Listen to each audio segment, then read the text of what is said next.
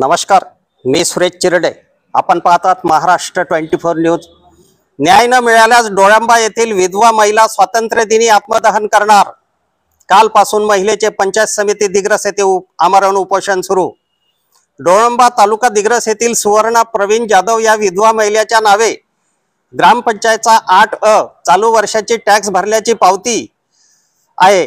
कित्येक दिवसापासून घरकुलाच्या यादीमध्ये आपले सुद्धा नाव येईल व आपले सुद्धा स्वतःचे घर होईल हे स्वप्न बघणाऱ्या सुवर्णा प्रवीण जाधव यांचे स्वप्न पूर्ण झाले.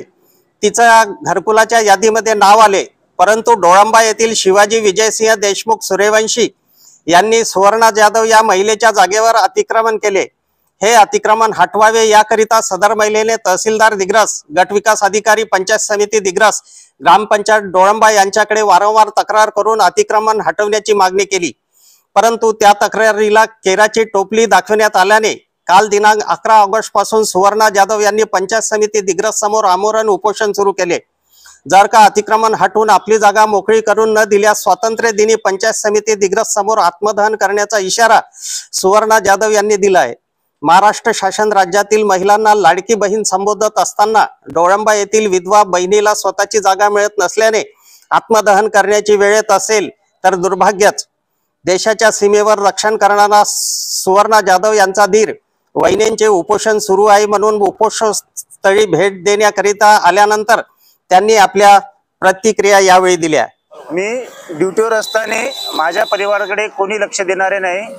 माझी वहिनी विधवा आहे, घरात आई एकटी राहते, फॅमिली एकटी राहते, मी ड्युटीवर राहतो आणि आमच्या जागेवर त्या व्यक्तीने शिवाजी देशमुख यांनी अतिक्रमण केलं. आम्ही त्यांना आमच्या वहिनीचं नाव घरकुलमध्ये सुद्धा आलेलं आहे. आम्ही घर बांधण्यासाठी गेलो असता त्यांना सांगितलं की आमची जागा आम्हाला दे. तो म्हणते की नाही तुमची जागा. आम्हाला त्यावेळेस शिवीगाळ केली, वेगवेगळ्या शिव्या दिल्या आम्हाला, तुमचं काहीच नाही, असं नाही तसं नाही. मग आम्ही निवेदन ग्रामसेवकला दिलं, ग्रामसेवक नंतर विस्तार अधिकारी साहेबांना दिलं, तहसीलदारांना दिलं. 4 वेळेस त्यांना निवेदन देऊन सुद्धा आम्हाला आजपर्यंत न्याय मिळाला नाही.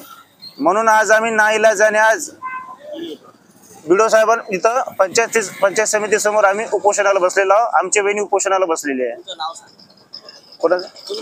माझं नाव पवन तारासिंग जाधव आहे. मी इंडियन आर्मी मध्ये आहे आणि लेह लडाख या स्थळी कार्यरत आहे.